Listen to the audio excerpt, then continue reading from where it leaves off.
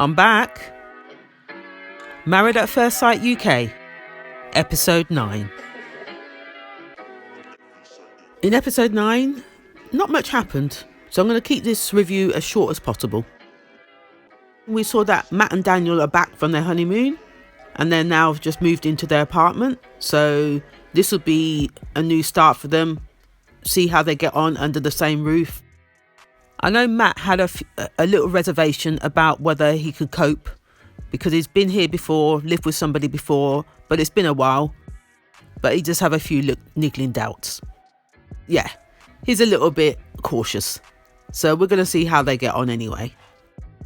With this week's challenge, it was Yes Week. So one of the couples was in charge of telling the other what to do. In this case, it was Dan telling Matt what to do. And them two actually did quite well. I can't even fault them. Yeah, they seem to get on well with their challenges. So on to the next. We had Amy and Josh. Amy and Josh, oh God help me. These two are bickering. Bickering over the silliest things. Yes, it was just constant back and forth with these two. In that scenario, it was Josh in charge, telling Amy what to do. And like I said, it didn't go too well. It ended up with Amy taking control, maybe on the last day, I believe, because she just had enough. She brought in a spiritualist. She said, I'm taking charge today. So she brought in a spiritualist to try and sage Josh. Yes, you heard right. To sage Josh. To cleanse his chakras. Yes, she did. Josh, he's not into any of that stuff. He sees it as nonsense. The last thing I remember the spiritualist saying to them was she read their cards, and the last thing on the cards were she could see this ending in divorce. Oh, I said it anyway.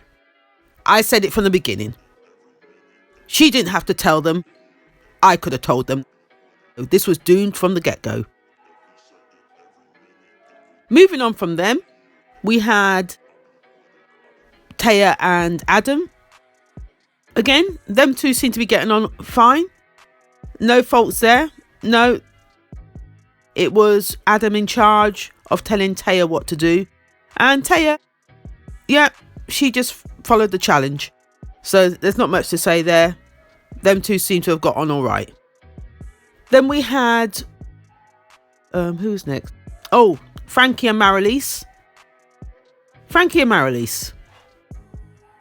Marilise was in charge, telling Frankie what to do. Oh, do you think that went down well? I don't think so. No. He tried not to show it in his face, but I know he was getting a bit agitated. Yes, he didn't like the thought of control being in Marilise's hands. Not really. He really didn't. But anyway, he went along with the challenge. There was one or two points where he was very much like, no, I'm not doing that. One point was where she told him to put on an apron because he was making dinner.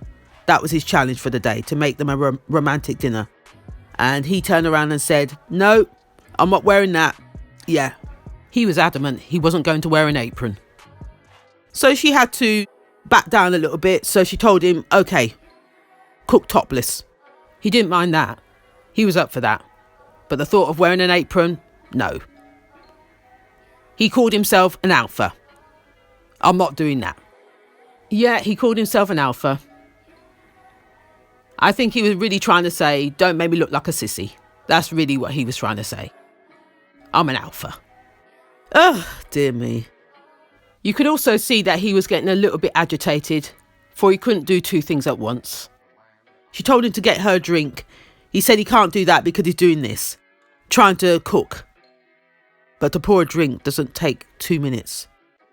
This guy is going to struggle. He was struggling, trying to do two things at once. And like I said, you could see he was a little bit tight-lipped, a little bit agitated, irritable. Yeah, we're going to see where this goes. He's not going to be able to hold back his agitation for too long. There's going to be an explosion sometime soon. I'm sure there will be. Anyway, moving away from them, we had Bob and Megan.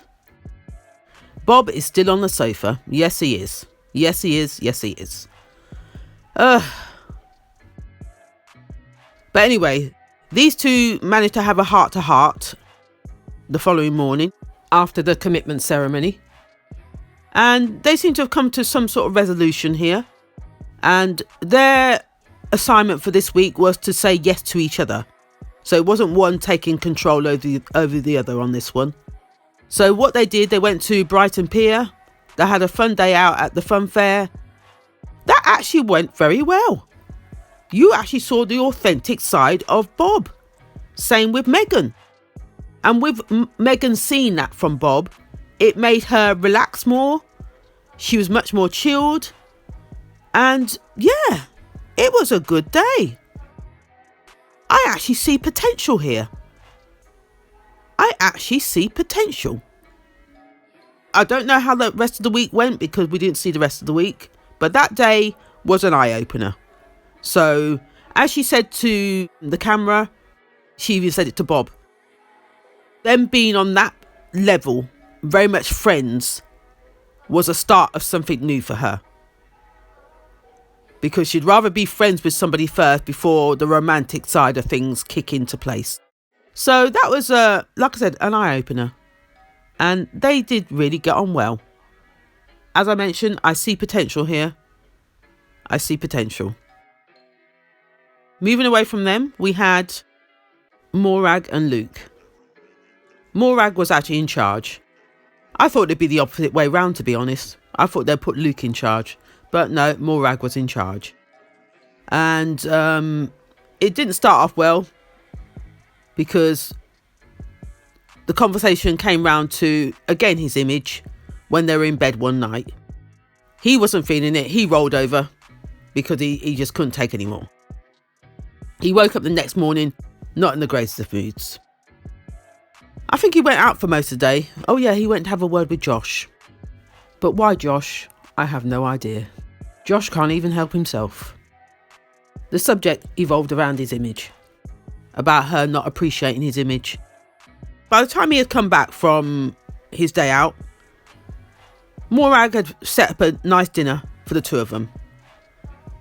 Again, we touched on the image again, but she was coming from the perspective of she doesn't see him enough as in naked. He doesn't dress in front of her. He doesn't undress in front of her for her to see what she's working with. That's really what she was saying.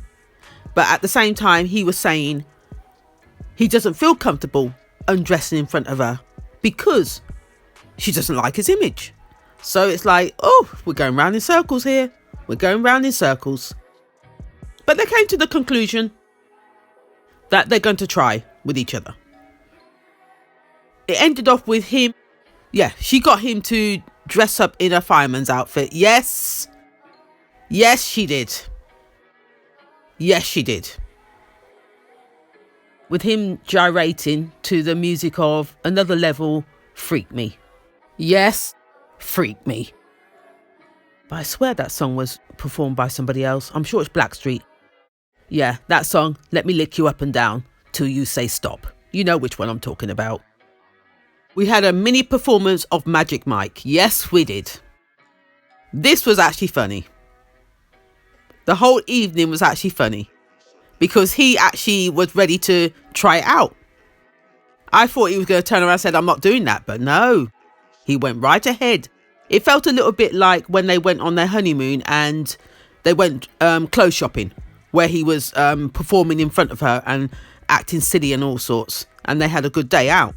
This was very similar in a way because he was doing the same thing, acting silly, stripping off in front of her, getting her to stroke his chest and all that, and sitting on her and yeah, all of that, rubbing up against her. You know where I'm going with this. Yeah, it was fun to watch. It was fun to watch, and he looked like he was in his element. That actually went down well. She was in stitches.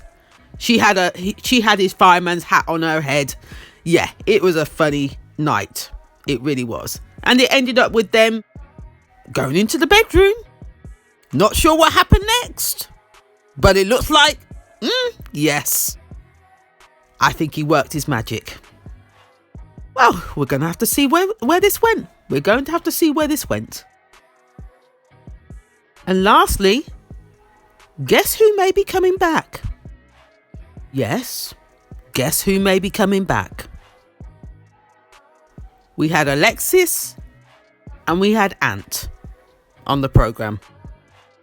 As we saw, these two seem to hit it off at the dinner party. These two are in cahoots to try and get themselves back on the programme to date. Not as a married couple, but as a dating couple. They spoke with Blondie Matchmaker. I don't know her name, sorry. But you know who I mean. They had a sit down with her in one restaurant about the prospect of them coming back as a dating couple. So she's gone away to take back the information to the rest of the matchmakers and will come back with an answer for them. So watch out. We may be seeing these guys. And I hope we do, because I look forward to it. So we've come to the end of today's review. So if you like what you've heard, please like, comment and subscribe, and I'll see you next time.